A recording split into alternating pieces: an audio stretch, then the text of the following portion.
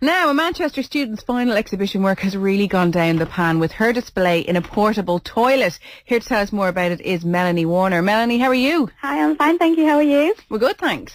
Tell us about your Lou Gallery, Melanie. Okay, well, it's actually a Portaloo that's about 20 years old. I went and chose it in a Portaloo compound and took it back to the studio, where I removed the toilets and the piping from the inside. It was actually full of poo when I did that. It was very, very dirty and messy. Oh. Yeah, I cleaned it about 8 or 9 times, painted the walls white, laid a wooden floor, and then put the photographs up, and 100 hours later it's now what is believed to be the world's smallest art gallery.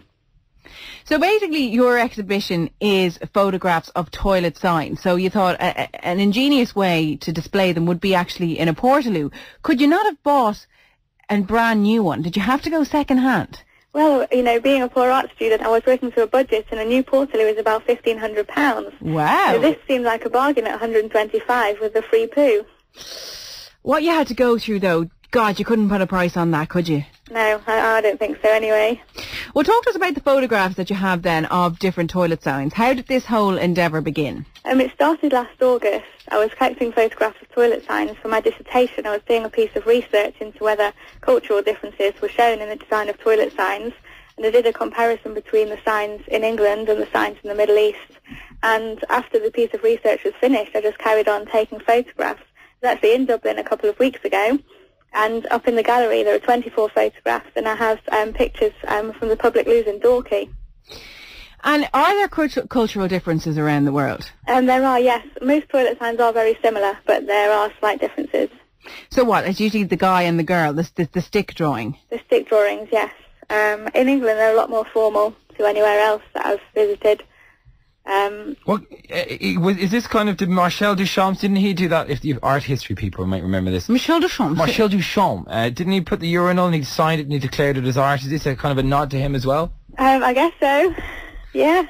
I mean, art's everything, isn't it? Art's all around you. Tracy Emin, I think, would verify that. That sounds like a total artist's cop-out. Yeah, I suppose. If you want to see that. Did you ever notice when you ask artists to describe their art these days, they always say, it's whatever you want it to be. Do you not think that's a bit of a cop-out, Melanie? No, not at all, because, you know, it's not necessarily what it is, you know, aesthetically to look at. It's about what it represents, and a lot of art gives you something to think about.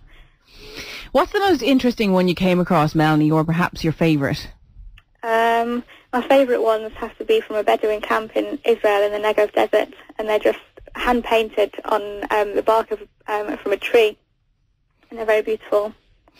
It's a very interesting project. Do you have your results yet, or are you assured of an A grade? I don't have my results yet, but I do have my fingers crossed, and if anybody wants to phone in and brag my tutors, it'll be greatly appreciated. Can they?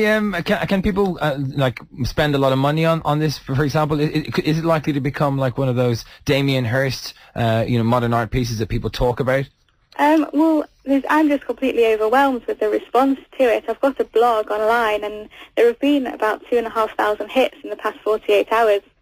And people around the world have been asking to come and visit the toilet, asking where it's going on tour, and, you know, I've been receiving some amazing photographs of toilet signs from places that I've yet to venture to.